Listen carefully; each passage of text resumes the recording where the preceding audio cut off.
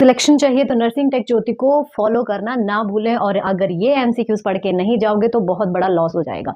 सो GMCH के मैंने fundamental के प्रीवियस ईयर के करवा दिए थे कुछ क्वेश्चंस, ठीक है। आज मैं स्टार्ट कर रही हूँ मेडिकल सर्जिकल के। सो सबसे पहला क्वेश्चन है, what is the first sign of hypovolemic shock? क्या साइन आता है? हाइपोटेंशन, ब्रेडिकार्डिया, टेकिकार्डिया या साइनोसिस? सो गाइज इसका आंसर रहेगा टेकिकार्डिया। क्यों? क्योंकि गाइज जैसे ही बॉडी की रिक्वायरमेंट्स कम होने लगती है, हमारा जो हार्ट रेट है वो बढ़ने लग जाता है। Tachycardia is an early compensatory mechanism in hypovolaemic to maintain the cardiac output. Next question है, which electrolyte imbalance is most common in renal failure? Kidney failure में सबसे मोस्ट कॉमन कौन सा देखा जाता है इलेक्ट्रोलाइट इंबैलेंस? ऑप्शन है hypokalaemia, hyperkalaemia, hypernatraemia या हाइपोकैल्सीमिया। सो गाइस कभी भी रीनल फेलियर का नाम आए तो पोटाशियम को याद कर लेना। सो यहाँ पे देखने को मिलता है हाइपरकैलेमिया। क्यों? क्योंकि गाइस किडनी जो है वो एक्सक्रीट नहीं कर पाती पोटाशियम को, जिसकी वजह से ब्लड में पोटाशियम का लेवल बढ़ जाता है। नेक्स्ट क्वेश्चन है, patient is receiving heparin therapy, which lab should be monitored? क्या चला है? हेपेरिन चला है। बहुत बार क्वेश्चन आया गाइस, ये मैं फिर से बोल रही हूँ, ठीक है। सो हेपेरिन चल रहा है, कौन सा? उसको ब्लड टेस्ट करवाना चाहिए, पीटी, आईएनआर, एपीटीटी या ब्लीडिंग टाइम। सो याद रखना गाइस, हेपेरिन के केस में हम एपीटीटी करते हैं, और वहीं अगर वारफेरिन की बात करें सो आईएनआर रेशो हम चेक करते हैं। नेक्स्ट क्वेश्चन है, hallmark sign of ARDS. ARDS की फुल फॉर्म क्या होती है? Acute respiratory distress syndrome.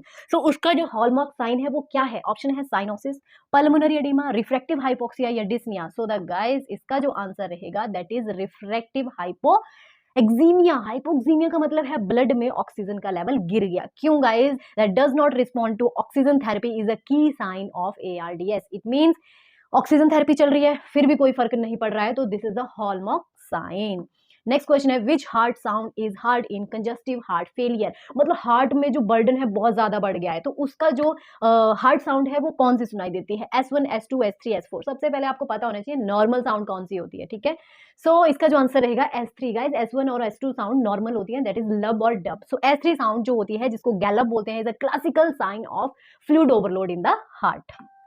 Next question है, in MI which cardiac enzyme rises first? Myocardial infarction में सबसे पहले कौन सा एंजाइम बढ़ जाता है? ऑप्शन है सीकेएमबी, ट्रोपोनिन आई, मायोग्लोबिन या एलडीएच।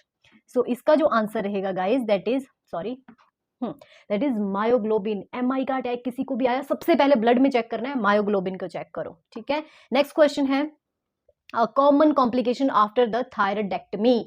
थायराइड को रिमूव कर दिया है, सबसे कॉमन कॉम्प्लिकेशन क्या रहेगी? Hyperkalaemia, hypocalcaemia, hypernatraemia, hypoglycaemia. So thyroid gland क्या रिलीज करते हैं उसके बारे में पता होना चाहिए, और उनकी वजह से किसका डिपोजिशन होता है वो, या फिर वो किस चीज की रिजॉर्प्शन करते हैं। सो इसका आंसर होगा हाइपोकैल्सीमिया। कैल्शियम का लेवल गिर जाएगा गाइस, क्योंकि एक्सीडेंटली रिमूवल हो सकता है पैराथायराइड ग्लैंड, जिसकी वजह से जो कैल्शियम का लेवल है वो कम हो जाएगा। नेक्स्ट क्वेश्चन है, which condition is characterized by a butterfly rashes on the face? मतलब बटरफ्लाई रैशेज हो जाते हैं फेस के ऊपर, कौन सी कंडीशन है? स्क्लेरोडेमा, सोरियासिस, एसएलई, एक्जिमा। सो इसका जो आंसर रहेगा that is SLE, systematic loops erythematous. इसमें ये हॉलमार्क साइन देखा जाता है। नेक्स्ट क्वेश्चन है, which position is best for the patient after liver biopsy? Guys this is the very major question जो बहुत बार पूछा जाता है। लीवर बायोप्सी के बाद कौन सी पोजीशन सही रहती है? ऑप्शन है supine, left lateral, right lateral, Fowler. Guys एक चीज और बता दूं, कभी भी जब पोजीशन पूछी है तो ये ध्यान रखना आफ्टर पूछी है या ड्यूरिंग पूछी है या बिफोर पूछी है, ठीक है। तो यहां पे आफ्टर पूछी है, सो इसका जो आंसर रहेगा गाइस दैट इज